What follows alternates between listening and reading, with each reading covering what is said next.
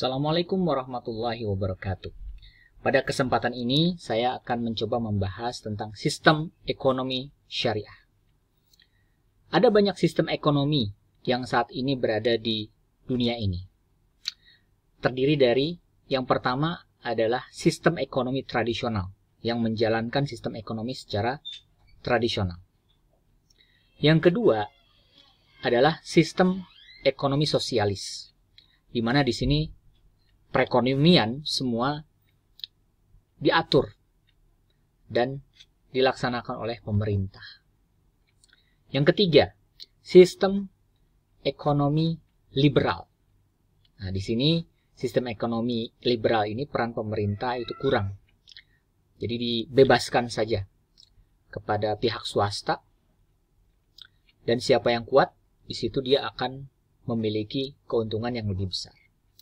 Yang keempat adalah sistem ekonomi campuran yang menggabungkan dari beberapa konsep sistem ekonomi tersebut. Kemudian yang kelima yang dianut oleh negara Indonesia yaitu sistem ekonomi Pancasila. Nah, ada satu sistem ekonomi yang namanya adalah sistem ekonomi syariah. Sebelum kita masuk ke dalam sistem ekonomi syariah, perlu kiranya kita mengetahui apa arti sistem ekonomi. Sistem ekonomi adalah suatu cara untuk mengatur dan mengorganisasi segala aktivitas ekonomi dalam masyarakat, baik yang dilakukan oleh pemerintah atau swasta, berdasarkan prinsip tertentu. Tujuannya adalah untuk mencapai kemakmuran dan kesejahteraan. Pengertian sistem ekonomi syariah adalah ilmu pengetahuan sosial yang mempelajari masalah-masalah ekonomi rakyat yang diilhami oleh nilai-nilai Islam.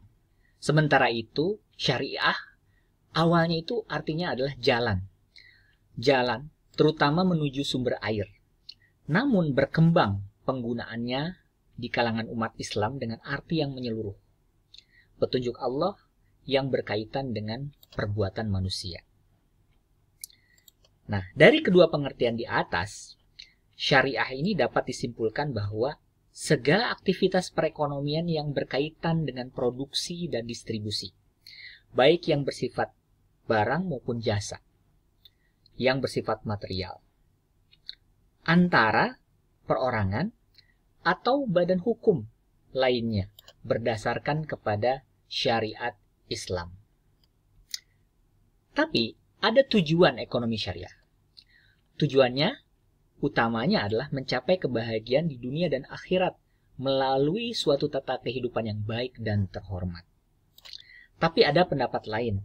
Menurut seorang fuqaha asal Mesir bernama Profesor Muhammad Abu Zahra. Beliau mengatakan bahwa ada 3 sasaran yang menjadi tujuan dari ekonomi syariah. Yang pertama, setiap muslim bisa menjadi sumber kebaikan bagi masyarakat dan lingkungannya. Kemudian tujuan yang kedua adalah tegaknya keadilan di masyarakat. Maksudnya adalah untuk mencakup kehidupan di bidang hukum dan muamalah. Yang ketiga, tercapainya keselamatan keyakinan agama, keselamatan jiwa, dan keselamatan akal. Dan yang keempat adalah tercapainya keselamatan keluarga dan keturunan dan keselamatan harta benda. Ini merupakan tujuan ekonomi syariah. Lalu apa manfaat dari ekonomi syariah? Manfaatnya adalah yang pertama adalah mewujudkan integritas seorang muslim yang kafah. Muslim secara menyeluruh. Mempraktikkan konsep syariah di dalam setiap sisi kehidupannya.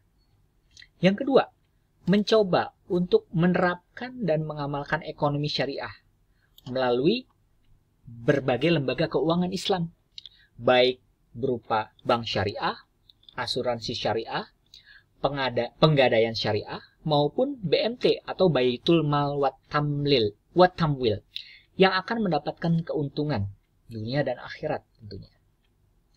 Manfaat yang ketiga adalah mencapai kegiatan ekonomi berdasarkan syariat Islam bukan saja mencapai kegiatan ekonomi, tetapi kegiatan yang mengandung nilai ibadah.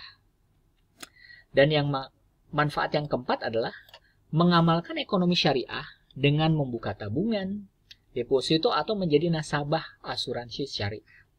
Ini manfaat ekonomi syariah. Nah, ada beberapa prinsip ekonomi syariah yang perlu diterapkan. Prinsip-prinsip tersebut adalah sebagai berikut.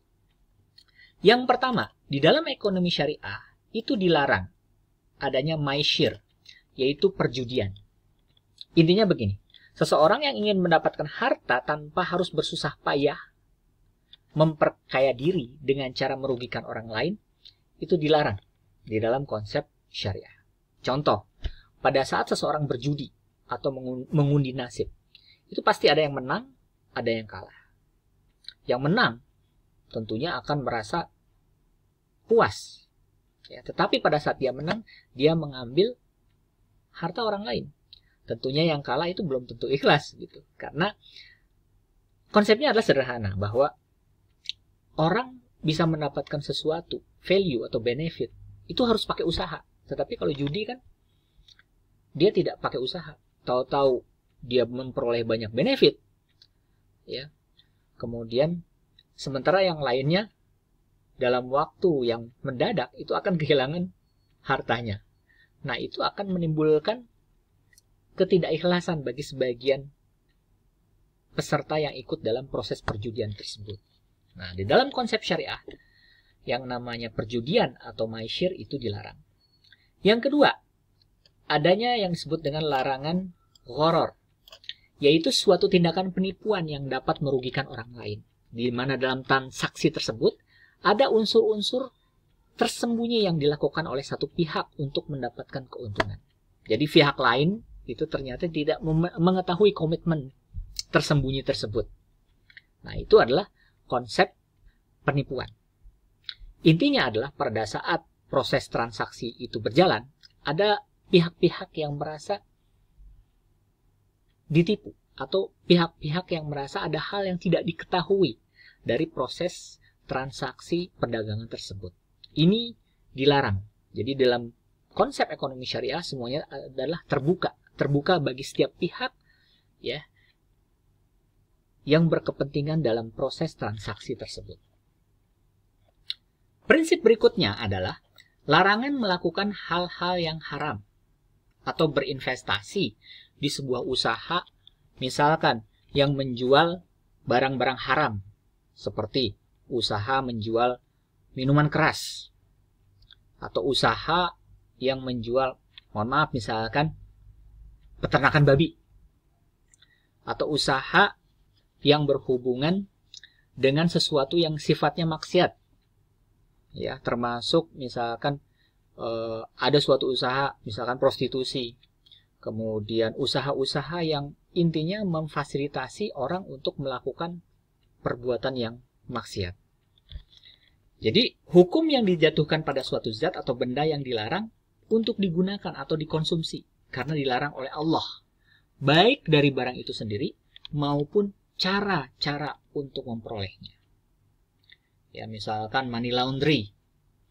Itu kan ada sebagian orang yang berpihak bahwa, oh, tahu-tahu dia mendapatkan sejumlah uang tanpa melakukan sesuatu. Nah, itu juga cara memperolehnya tidak dengan cara yang baik. Jadi dalam konsep syariah, yang namanya melakukan atau barang-barang yang haram itu dilarang. Ya. Kemudian berikutnya adalah larangan zalim. Apa itu zalim?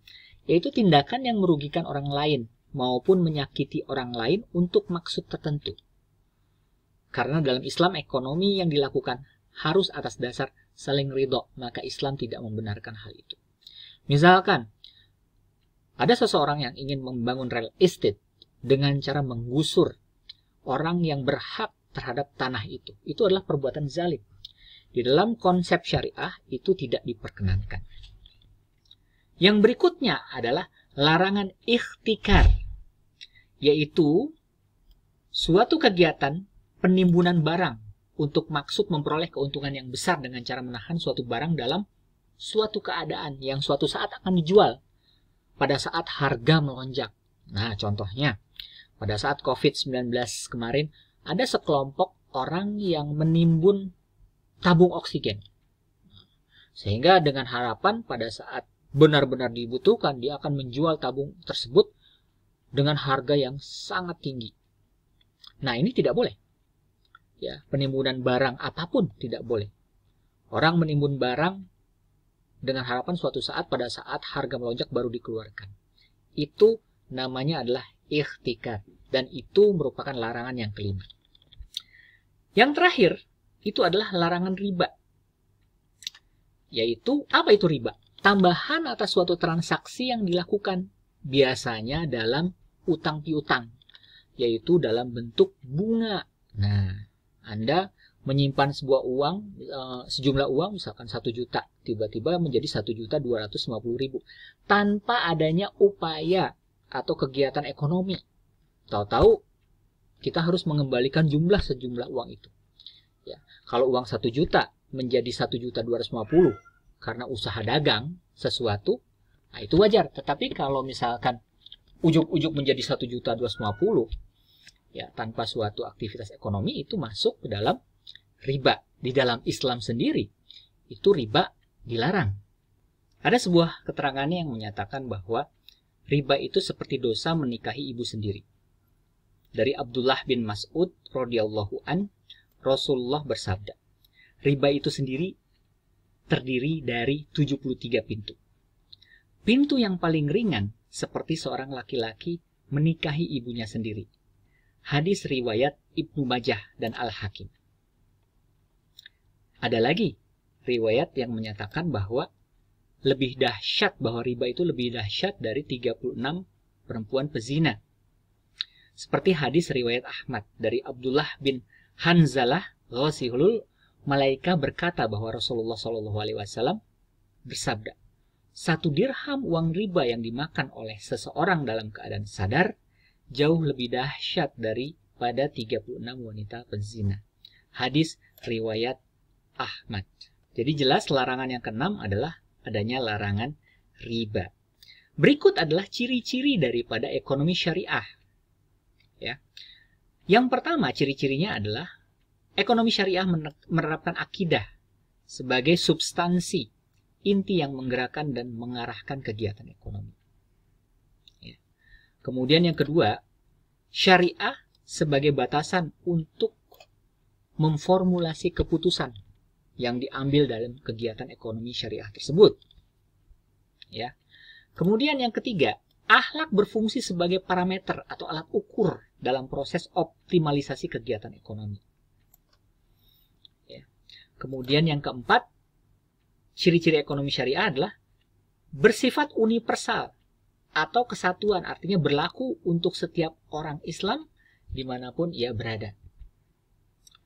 Ciri yang kelima, ekonomi syariah mampu menciptakan keseimbangan antara kepentingan individu dan kepentingan masyarakat. Kemudian ciri yang keenam, memiliki kebebasan untuk mendapatkan apa yang baik baginya selama tidak bertentangan dengan Islam. Kemudian setiap pelaku ekonomi bertanggung jawab atas tindakan yang dilakukannya. Dan yang terakhir, bersifat pengabdian dengan tujuan mendapatkan ridha Allah Subhanahu wa taala. Tapi ada beberapa kelebihan dari ekonomi syariah. Dalam ekonomi syariah menjunjung kebebasan individu. Jadi manusia mempunyai kebebasan untuk membuat putusan dan berhubungan dengan pemenuhan kebutuhan hidupnya berdasarkan nilai-nilai tauhid. Berikutnya adalah ekonomi syariah mengakui hak individu terhadap harta.